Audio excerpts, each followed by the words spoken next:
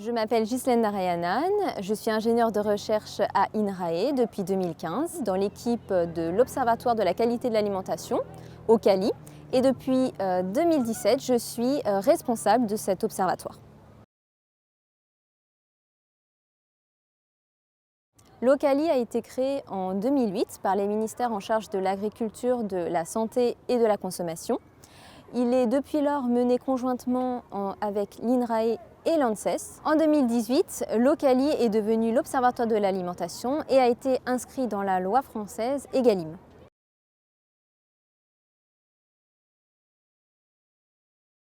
L'OQALI permet de suivre l'évolution de l'offre alimentaire des produits transformés vendus dans les grandes et moyennes surfaces en France.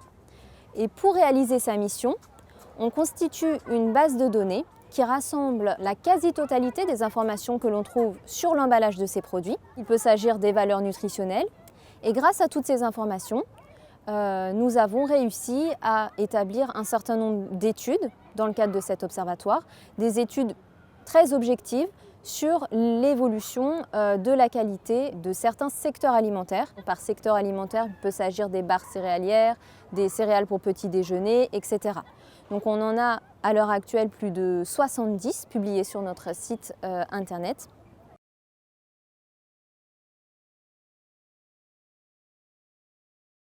Aujourd'hui, les questions d'obésité sont très importantes et sont traitées avec beaucoup de sérieux par les ministères qui souhaitent mettre en avant des politiques publiques permettant de réduire cette maladie et d'autres maladies liées notamment à une mauvaise alimentation. Pour ce faire, ils ont deux canaux d'action. Le premier qui consiste à guider un petit peu le consommateur vers des choix plus sains pour lui, pour sa santé. Et l'autre canal se concentre plus sur des modifications de l'offre, des produits transformés de meilleure qualité pour la santé, moins sucrés, moins salés, pour réaliser des politiques publiques dans ce sens et inciter les industriels justement à améliorer leur offre. Les ministères s'appuient sur les travaux de l'OQALI. Les données de l'OQALI sont disponibles en libre accès sur notre site.